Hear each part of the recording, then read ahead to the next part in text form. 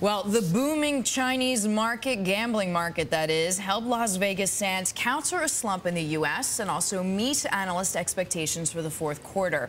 For more, we are joined right now by gaming analyst Todd Jordan of Hedgeye Risk Management. I don't have my Elvis keychain with me here, even though we're going to be talking about Vegas. Promised me that. I know, I did promise, so I have to make good on that promise. For Las Vegas Sands, you said, look, it's a good quarter, but is it good enough to move the stock? That's still the big question, right? Yeah. Now, if I had looked at this quarter 3 months ago, I would have said fantastic. But expectations have been ratcheted up so much, Deirdre, that I think we're at a point where, they actually missed the street expectations, which had come up, and missed our expectations, too. So it's probably not good enough for today.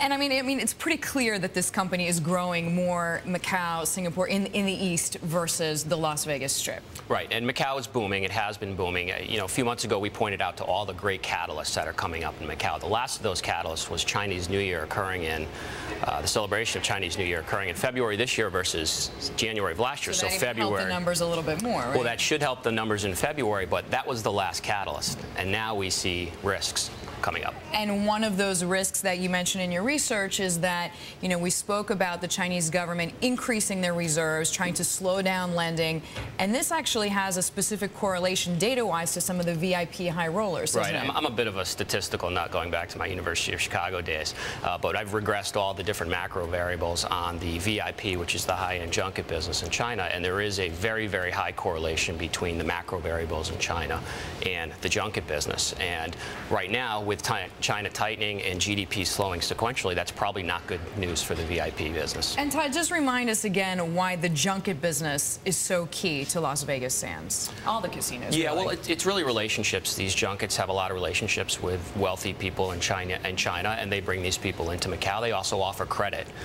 where some of the casinos cannot do that to these players. You also say there is a risk in that Wynn Encore is going to be opening up and is going to be a direct competitor. Yeah, there is a lot of supply coming online. It's not just Wynn Encore. There's a couple of other properties.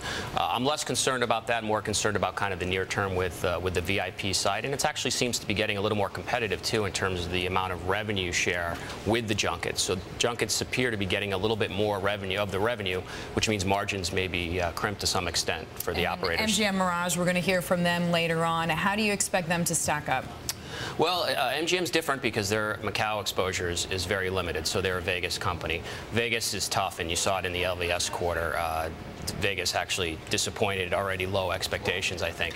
For MGM, it's more about Vegas. But, I think expectations for them are actually low because of all the Vegas exposure. So it's going to be a bit of a wild card. We do know City Center, which opened up mid-month in December, actually did quite well on the tables, but it was such a short period of time. We'll see how sustainable that is. And I know you said one of the reasons that their numbers probably look good is because they had good BACCARAT, results, and that's sort of a big Christmas, New Year's kind of game. Yeah, because of the nuances in the way Nevada releases their gaming revenues, we were able to isolate pretty close to how City Center did, and their BACCARAT business was very strong over those 2 weeks. Their hold percentage, meaning they played lucky, was very high as well. So we should have a good initial result from City Center. We'll see, again, how sustainable that is into the first quarter. You and I spoke before I went out to City Center. I mean, how long is it going to be before we know how successful this $8.5 billion project is? I think we're going to need at least 2 or 3 quarters and maybe even more, because it's not just how well City Center does, it's how much or how little cannibalization on MGM's existing properties on the Strip as a whole.